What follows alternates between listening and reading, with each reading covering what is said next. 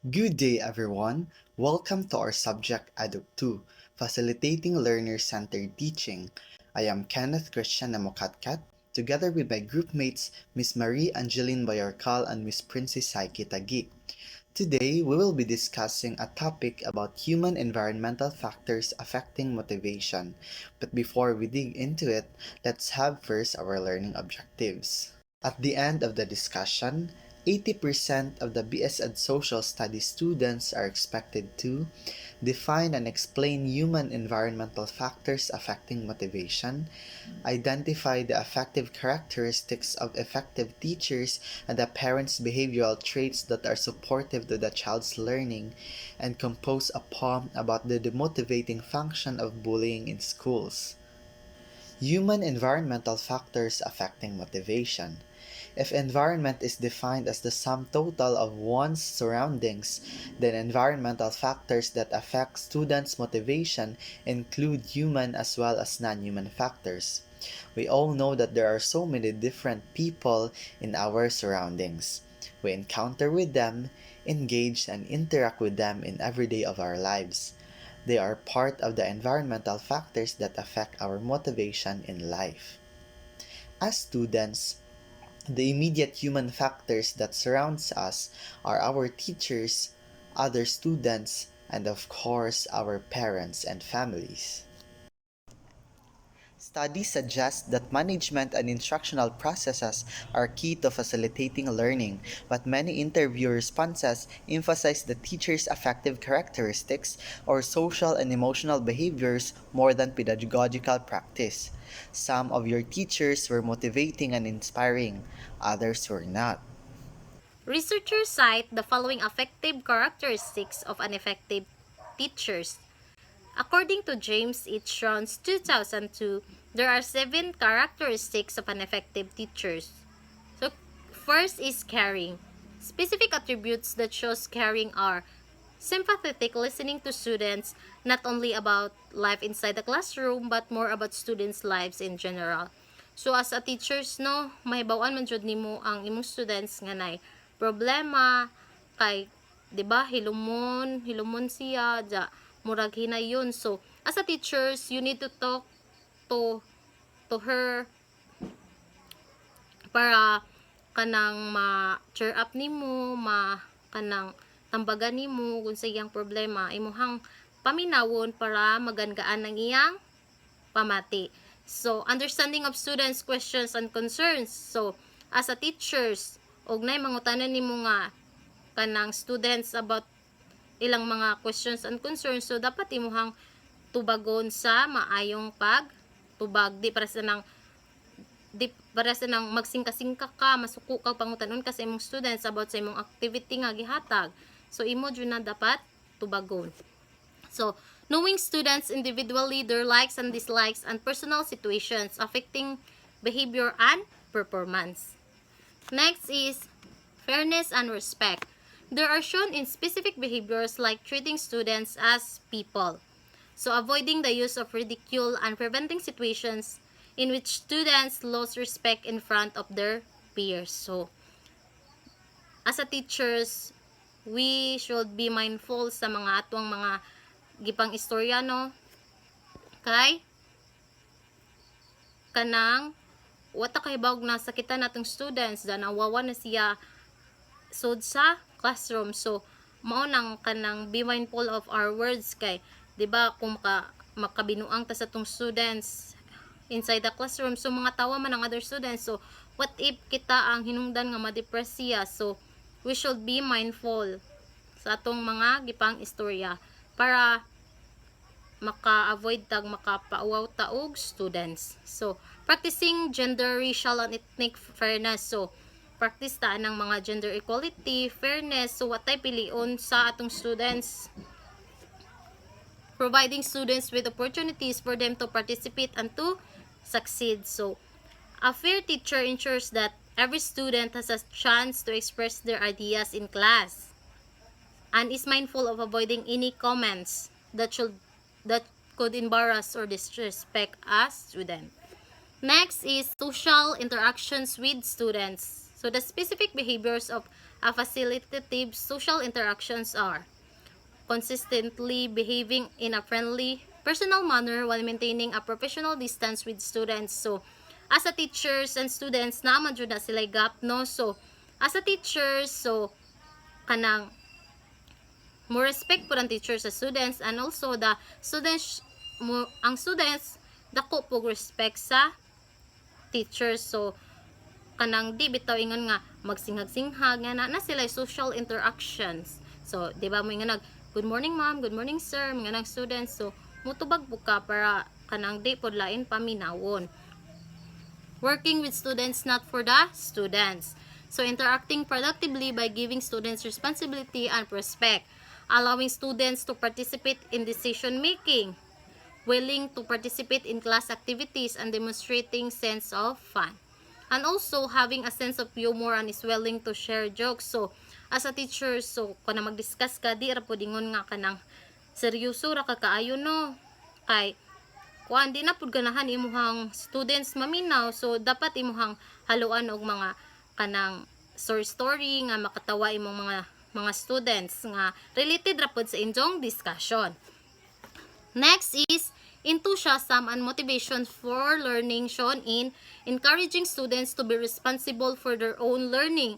So, imong encourage imong students, like for example, hatag activities. So, you need to encourage them to pass online para dili mamaynusan. So, be a responsible student. Maintaining an organized classroom environment. Setting high standards. Assigning appropriate challenges. Providing reinforcement and encouragement during tasks. So, dapat encourage jud imong mga students nga mubuhat anang activity. So, next is attitude toward the teaching profession. So, having dual commitment to personal learning and to students' learning anchored on the belief that all students can learn. So, helping students succeed by using differentiated instructions. So, muhatag kag mga kanang instructions sa imong student nga makasabot sila.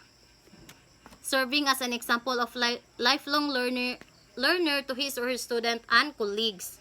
A dedicated teacher might attend workshops to improve teaching methods, collaborative with fellow teachers on lesson plans, and continuously seek ways to enhance their teaching skills. So, as a teachers, no, di ba, other teachers kay mo join og mga seminars. So, kanang ilang mga nahibawan na is ma-enhance nila dya, kuha na gyapon na sa students, ma-share gyapon na nila sa students.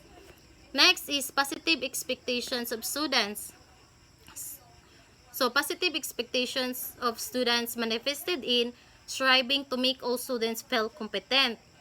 Communicating positive expectations to students. Having high personal teaching efficacy shown in their belief that they can cause all students to learn.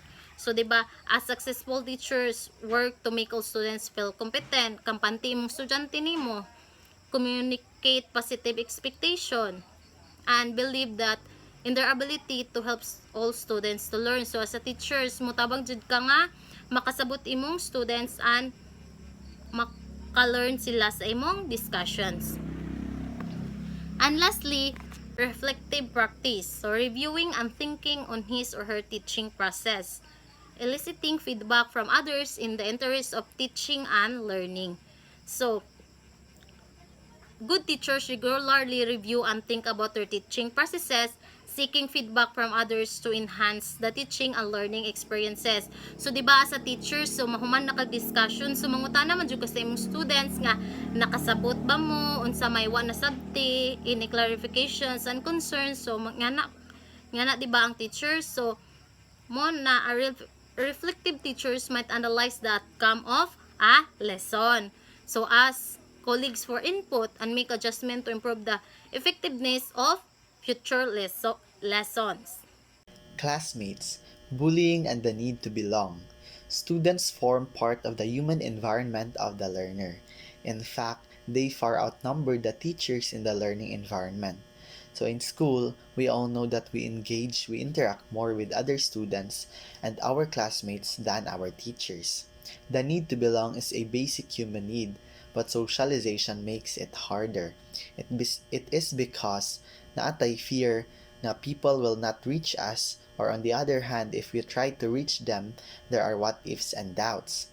Students who are by teachers and classmates feel they belong to the class. So the more nga feel nato nga belong ta sa klase, the more nga we look forward to attend and participate in the class.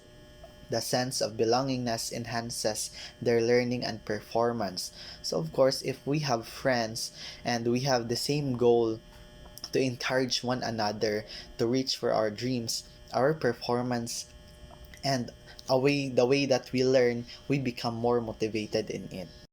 The prevalence of bullying, however, obstructs the creation of a learning community where everyone feels that they belong. So we all know that bullying in schools is a very rampant issue. If slow ka, if pobre ka, if you have a disability, you are prone to bullying. Even me, during my younger years, I also experienced bullying. With that, if ma-feel nimo that you are bullied every time nga mo step ka sa school, every time nga mo sud ka sa classroom, you feel that it is already not safe. It is because nakay kahadlok na every time nga naa ka sa school, mabully ka. By all means, bullying should be eliminated in schools. Bullying takes on several forms. It can be mild, it can be intense, or it deeply seated and highly violent. Today, safety in schools is being raised all over the world. So safety should be the first na i-ensure in schools. It is because we are all learners in schools, man. And we should have equal rights. No one should dominate us. So the next is parents as part of the learner's human learning environment. So what parents' behavioral traits are supportive of their child's learning? So parents who are supportive of their child's learning are observed to do the following. The first one is follow-up status of their children's performance. So parents should check their child on how well they are doing at school and what subject they are struggling with. So the next is supervise their child in their homework or project. So parents should check their child if they are struggling with their schoolwork or their project and help them and ask them questions if they are doing well, if they need help. So the next is check their children's notebook. So parents should check their children's notebooks in order to see how well they are doing at school. If they because children tend to use notebook as diary, so maybe nagipang suwat-suwat anak nga nag-struggle sila ani nga subject or something like that. So next is review their child's recorded seat works and test papers. So the next is attend conference for parents, teacher, and community associations. So parents should attend parents, teachers, and community associations para ma-share ang ilang ideas on para makapakutana sila sa teachers in order nga nainani ang ilahang anak sa ilahang behavior sa ilahang anak o how well they are doing. So next is are willing to spend on children's project and get involved in school activities. So it is important for parents to attend those para makaboost ang confidence sa ilahang anak since parents are the number one supporters. So next is participate actively in school community project. So the next is confer with their children's teacher when necessary. Next is are aware of their child's activities and school. So dapat aware ang parents sa mga bulhaton sa mga anak nila kay basing naglayra na sila nga ngayon nga na school project pero wala di ay ito. So next is meet the friends of their children. So it is important to meet the friends of your children kay basin tayo drug addict na sila or unsa ba. So you must meet them in order for you to know how well your child is doing at school or what his or her characteristic is at school kay di ba lahi ang personality sa bata sa sud sa bay ug sa gawas ay sa sud sa eskwelahan. So next is invite their child's friends at home. So in order for you to know their friends, you must invite them in your house. The interaction between the learner and the teacher, the learners and the learner and his or her parents affect the motivation of the student to learn. The climate that comes as a byproduct, nurtures or obstructs learning depends on the quality of these interactions. That are the human environmental factors that affect motivation in learning. I hope you've gained something. Thank you for listening.